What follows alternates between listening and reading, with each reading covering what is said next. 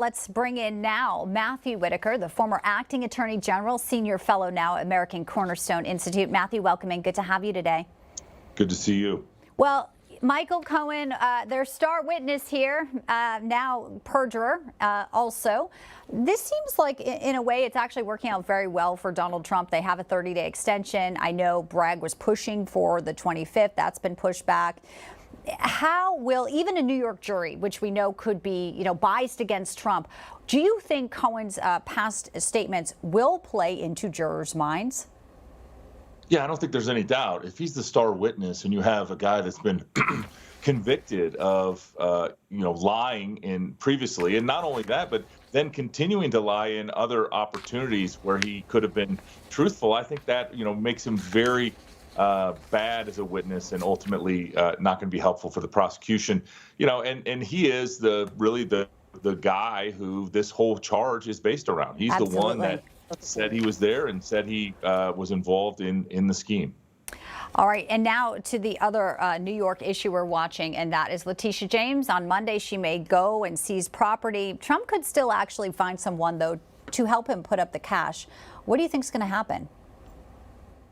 Yeah, I mean, obviously the former president is, we've talked about it before. I think his, Eighth Amendment right against excessive fines and cruel and unusual punishment is triggered here, and we'll see it litigate through the courts. But, he's going to have to, in order to secure this appeal and not have Letitia James in the state of New York try to seize his real estate, I think he's going to have to post something. Or, you saw what they filed this week where they were asking for some relief and some ability to offer something other than just an appeal bond. Yeah, but even if she seizes it, Alan Dershowitz was like, what then? Does she pay rent on it? I mean, it just doesn't seem like this is actually going to benefit her as well. And in a strange way, may help him even more in the polls, which are already showing him sometimes above 50%, Matt.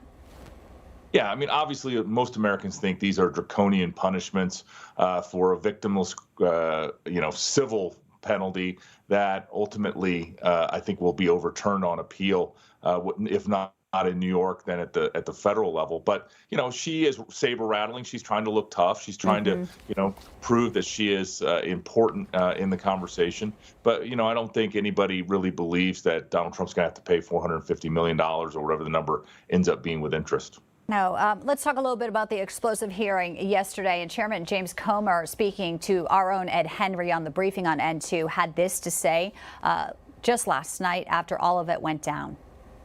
Are you making some news here that you're shifting away from impeachment because it's not going to go anywhere in the Senate, and that this is going to become referring criminal charges to the Justice Department?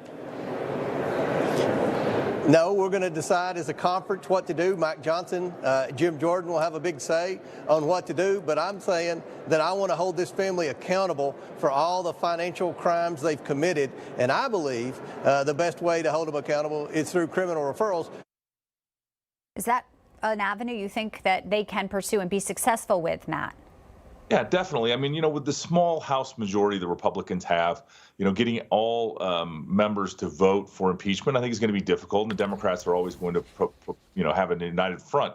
So criminal referrals, if they have discovered crimes and evidence of crimes, and certainly DOJ should pick those up and prosecute the necessary folks. Remember, there's already a special counsel that has allegedly looked at all of the Hunter Biden evidence and has brought, both gun and tax charges, should have brought FARA and other, allegations Weiss. based on the testimony. Yeah.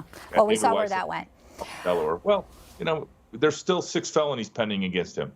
It's better than the plea agreement he had. That is true, but some say many more should have been filed a long time ago, I guess. Matthew Whitaker, great to have you in today. Thanks for that analysis.